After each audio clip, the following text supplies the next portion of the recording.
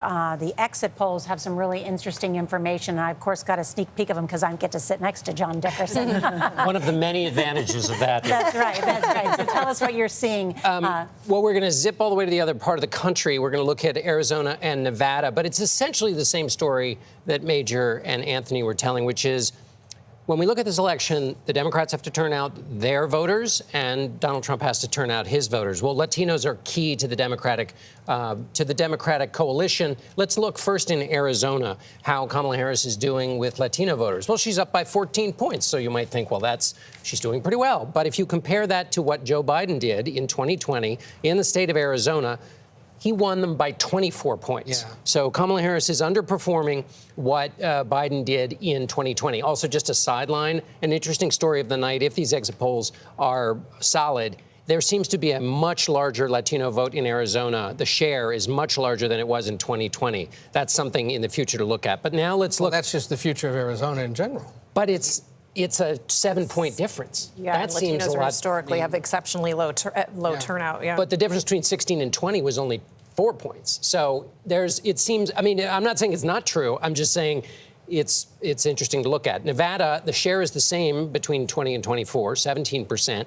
And we see here that Kamala Harris has a 50 to 45 point lead.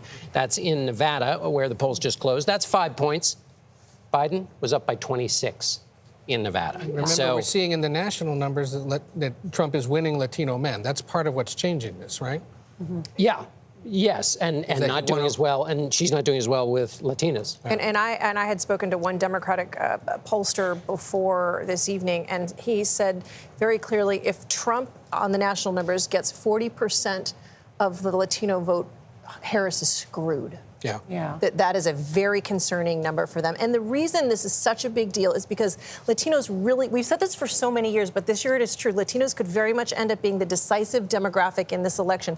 They're the largest minority group in the country. They're an estimated 36 million Latinos eligible to vote in this election. And when you were talking about election that is in the margins, by 1 point or another, like the one that we are following tonight in a state like Arizona, in a state like Philadelphia, it is this specific demographic that could make or break it for either side. Mm-hmm. Just to give you the national Latino vote, Harris is up by 5 points.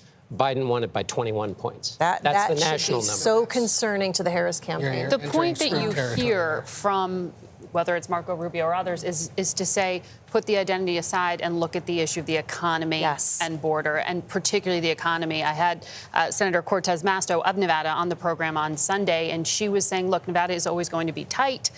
You know, pointed to her own race, but she only won by about 8,000 votes in 2022. But when I pointed out to her those demographics Trump seems to be edging in on, those without college degrees, those who are first frustrated about the economy, that fits her state as a profile. Nevada has the second highest unemployment rate in the country. Right. And so this is a place, as we get later on into the evening, we're going to be parsing these things very, very closely. One interesting just to remember is Nevada is the smallest electoral prize of the night, just six electoral votes. It is also the most diverse battleground state and also has more registered nonpartisan voters than Democrats or Republicans, but a state worth watching and certainly getting that new data.